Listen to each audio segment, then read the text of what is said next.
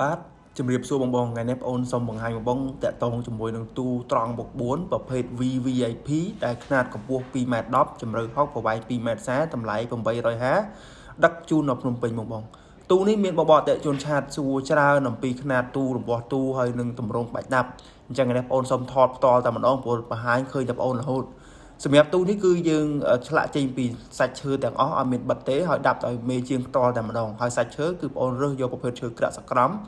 ប្រភេទក្លឹមសុតយកមកចំហុយហើយបានយើងធ្វើទូនេះចេញមកជារូបរាងបែបនេះបងអញ្ចឹងសាច់ឈើនៅពេលដែលយើងចំហុយហើយបងឃើញស្រាប់ហើយគឺគេឲ្យចេញមកខ្វង់ច្បាស់តែម្ដងនេះថតផ្ទាល់ពីកាមេរ៉ា iPhone ហ្នឹងបងមិនមែនកាមេរ៉ាយកមកពីឋានប្រអិនណាទេបងឲ្យទូមិនស្អាតថតមិនស្អាតទូស្អាតថតមិនឃើញស្អាតដែរហ្នឹងហើយអញ្ចឹងសម្រាប់អប់ជំនាញរបស់ខ្ញុំគឺយើងអត់ធ្វើកាត់ពីតង់ទៅគឺយើងធ្វើប្រើលាតតែម្ដងហើយមើលសាច់ហ្នឹងបងដូចសាច់បេងសាច់ធ្នងអញ្ចឹងនិយាយពីក្តៅដល់ហើយបងប្រភេទក្រាក់មុខ45មុខ50ហ្នឹងណាអញ្ចឹងទូនេះគឺយើងលម្អិតខ្លាំងតម្លៃ850ស្តង់ដារលើទីផ្សារទេប៉ុន្តែបងមើលចម្លាក់បាច់ដាប់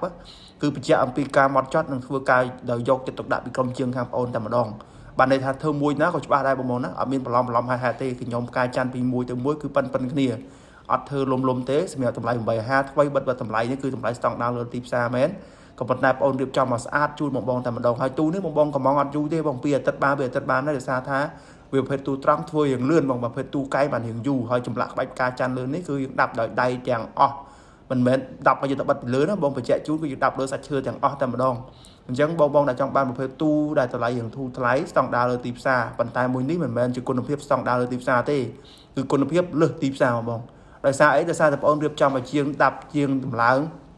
សិតតែជាមេជាងហើយឈើបងរើសយកឈើស្អាតយកមកដាក់ឡចំហុយទើបយើងយកមកធ្វើតាមក្រោយហើយអតិថិជនបានបាញ់កំងពណ៌សកលធម្មជាតិហើយបងឃើញគឺឆ្លោះស្អាត smooth ច្បាស់តែម្ដង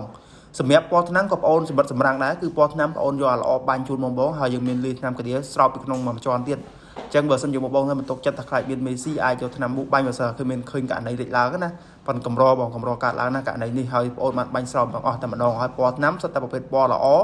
បងអាចយកទៅពោលាថ្នាំបានបាញ់ទឹកលាងបានមកឆ្ងាញ់តែម្ដងបញ្ជាក់យូនបងទូនេះស្អាតទឹកអត់ផ្ទះបើអត់ស្អាតបងអូនសុកចិត្តដឹកឡើងមកវិញបងមិនមែនថាល្អតែមាត់ទេដល់ពេលជាក់ស្ដែងទូដល់ផ្ទះអត់ស្អាតឲ្យបងយកអត់ទេទៅបងកក់ស្អាតចង់បានល្អដល់ផ្ទះយកចិត្តបងក៏បានដល់ផ្ទះឃើញស្អាតចាំយកមិនស្អាតបងអូនសុកចិត្តដឹកឡើងមកវិញអរគុណច្រើនបង